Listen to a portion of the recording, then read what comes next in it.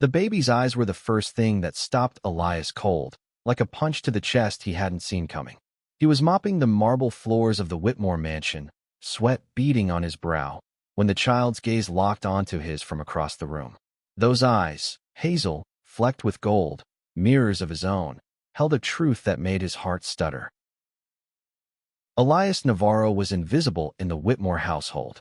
At 26, he was just the cleaner, a shadow moving through the sprawling estate in upstate New York, scrubbing floors and wiping down chandeliers for a family that barely glanced his way. The Whitmores were old money, their wealth woven into the town's history, their mansion a monument to privilege. Elias, with his calloused hands and second-hand sneakers, was a nobody in their world. But he didn't mind. The job paid enough to keep his tiny apartment and send a little back to his mother in Queens. He kept his head down, his dreams tucked away like the worn notebook in his pocket, where he scribbled poetry no one would ever read. That morning, the house buzzed with its usual rhythm. Mrs. Eleanor Whitmore barking orders at the staff, her daughter-in-law, Clara, cooing to her 6-month-old son, Theo, in the nursery. Elias worked quietly, blending into the background, until Clara carried Theo into the living room. The baby's stare caught him off guard. Elias froze, mop dripping, as Theo's tiny face lit up with recognition. It was impossible. He'd never met this child before, yet those eyes felt like a memory he couldn't place. "Elias, you missed a spot." Eleanor's sharp voice cut through his thoughts. He blinked, tearing his gaze from Theo, and resumed mopping. But the moment lingered, a splinter in his mind. He didn't know why the baby's eyes haunted him, but they did. Later that day, as Elias hauled trash bags to the garage, he nearly collided with Julian Whitmore, Clara's older brother and the family's golden son.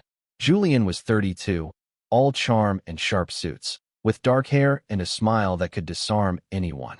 He was the kind of man who walked into a room and owned it, his laughter filling the mansion like music.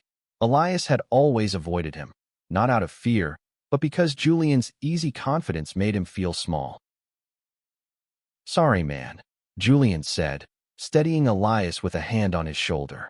The touch was brief but electric, sending a jolt through Elias's body. He mumbled an apology and hurried away, his face burning. Julian was straight, married to his career, and way out of Elias's league. But that didn't stop the ache in Elias's chest whenever Julian was near. That night, alone in his apartment, Elias pulled out his notebook and wrote, "Eyes like mine, a child's stare, a truth I'm not ready to know." He didn't sleep. The Whitmore mansion was a labyrinth of secrets, its polished surfaces hiding cracks no one dared acknowledge. Elias noticed it more each day. The way Eleanor's smile tightened when Clara mentioned Theo's father, the way Julian's eyes lingered on Elias a moment too long. The baby's gaze had unlocked something in him, a curiosity that wouldn't let go. Clara was kind but distant, a former artist who'd traded her paintbrushes for motherhood. She'd moved into the mansion after her husband, Theo's father, died in a car accident before the baby was born. The story was tragic but vague, and Elias sensed the family preferred it that way. He didn't pry. His job was to clean, not to question. But Theo's eyes kept pulling him back. One afternoon, while dusting the nursery, Elias found himself alone with the baby.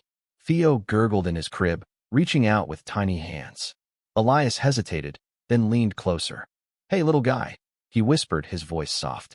Theo's hazel eyes sparkled, and for a moment, Elias felt seen, not as the cleaner, but as someone who mattered. Footsteps broke the spell. Julian stood in the doorway, watching. "You're good with him," he said, his voice low, almost intimate. Elias straightened, heart racing. "Just checking on him," he muttered, brushing past Julian to escape the room's sudden warmth. That evening, Elias overheard Eleanor and Clara arguing in the study. "You can't keep hiding it, Clara," Eleanor snapped. "People will ask questions." Clara's voice trembled. "I'm protecting him. You know what?" Elias backed away, his mop clattering against the wall. He didn't want to know their secrets, but they were starting to feel like his own. At the local diner after his shift, Elias sat with his friend Mia, a bartender with a knack for reading people. "You look spooked," she said, sliding him a coffee. He told her about Theo's eyes, about Julian's touch. Mia raised an eyebrow. "Sounds like you're falling for the rich guy and stumbling into a family drama. Be careful, Eli." He laughed it off, but her words stuck. That night, he dreamed of hazel eyes and Julian's smile, waking with a longing he couldn't name. The mansion's annual gala was a spectacle, a parade of wealth and power that Elias usually avoided. But this year, Eleanor insisted the entire staff help, so Elias found himself polishing silverware and dodging tipsy guests in tuxedos. The ballroom glittered, chandeliers casting light on faces that didn't know his name. Julian was the center of it all, charming donors and flashing that effortless smile. Elias watched from the sidelines, his chest tight. He hated how much he wanted Julian's attention, how much he wanted to be more than the guy with the mop. During a break, Elias slipped outside to the garden, needing air. The night was cool, stars bright above the manicured hedges. He sat on a bench, pulling out his notebook to scribble a line. "I'm a shadow in their light, but I burn for more." "You write poetry?" Julian's voice startled him. Elias shoved the notebook into his pocket, embarrassed. Julian sat beside him, too close, his cologne mixing with the scent of roses. "You don't talk much, Elias, but you've got a lot going on in that head of yours." Elias's throat tightened. "Just words," he said, avoiding Julian's gaze. But Julian didn't let it go. "Words matter. They're how we figure out who we are." His hand brushed Elias's, a fleeting touch that felt deliberate. Before Elias could respond, Clara's voice called Julian back to the gala. He stood, hesitating. "We should talk sometime. Really talk." Then he was gone, leaving Elias with a racing heart and a dangerous hope. The next day, Elias found a photo while cleaning Clara's room, a snapshot of her with a man who looked eerily like him. Same hazel eyes, same sharp jaw. The man was labeled Daniel on the back, dated 2 years ago. Elias's stomach churned. Who was Daniel? And why did he look like Elias's reflection? Elias couldn't shake the photo. Daniel's face haunted him, a ghost that tied him to Theo's eyes and the Whitmore's secrets. He started noticing details: Clara's nervous glances, Eleanor's cold formality, Julian's lingering looks. The mansion felt like a puzzle, and Elias was a piece that didn't fit. One rainy afternoon, while cleaning the library, Elias found a letter tucked inside a book. It was addressed to Clara, signed by Daniel. "I can't stay, but I'll always love you. Keep him safe." The words hit Elias like a wave. He slipped the letter back, his hands shaking. Was Daniel Theo's father? And why did he look so much like Elias? That evening, Julian found him in the kitchen, scrubbing pots. "You okay?" Julian asked, leaning against the counter. His concern felt genuine, and it broke something in Elias. "I don't belong here," he blurted. "I'm just the cleaner." Julian stepped closer, his voice soft. "You're more than that. I see you, Elias." The air between them crackled, and for a moment, Elias thought Julian might kiss him. But Eleanor's voice interrupted, calling Julian away. Elias was left alone, his heart pounding with possibility and fear. He went to Mia that night, spilling everything. The photo, the letter, Theo's eyes. Mia's eyes widened. "Eli, what if you're connected to this Daniel guy? Like family." The idea was absurd, but it planted a seed.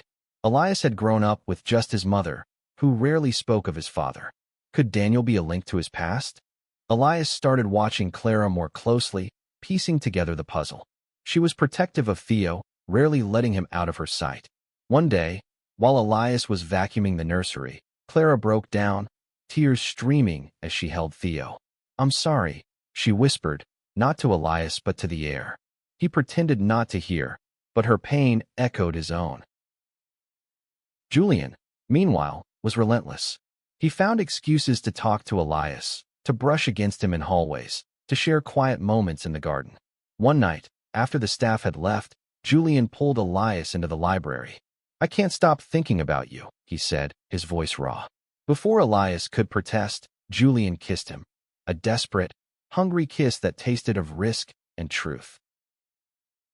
Elias pulled back, breathless. "This can't happen. You're a Whitmore. I'm nobody." Julian shook his head. "You're everything to me."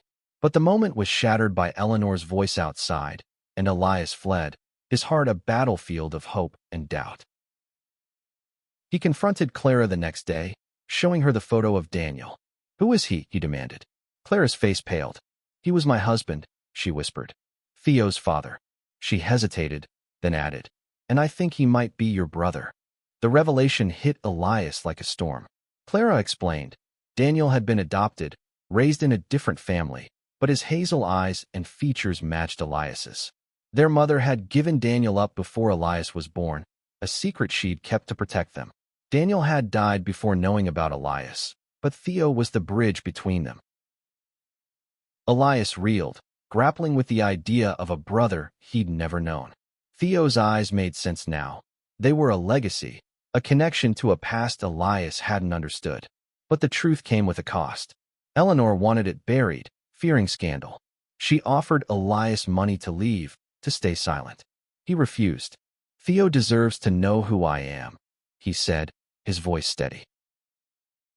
Julian stood by him, defying his mother.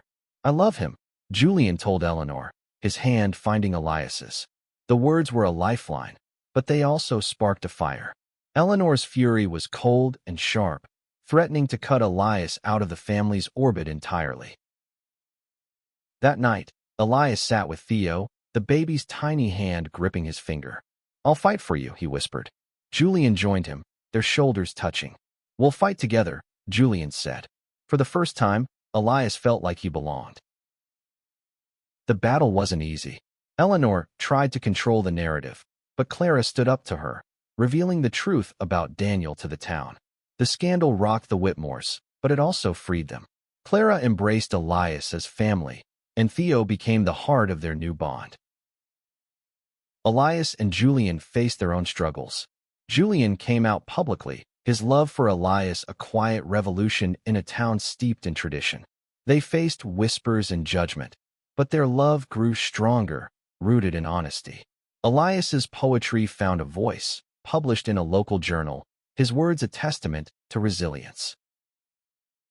One evening, in the garden where it all began, Elias held Theo, now a toddler, as Julian wrapped an arm around them. "We're a family," Julian said, his voice thick with emotion. Theo's hazel eyes sparkled, a reminder of the brother Elias had lost but found in love and legacy. The mansion no longer felt like a cage. It was a home, imperfect but theirs. Elias wrote one last poem, "From shadows to light. We build our own story, eyes that bind us, love that sets us free."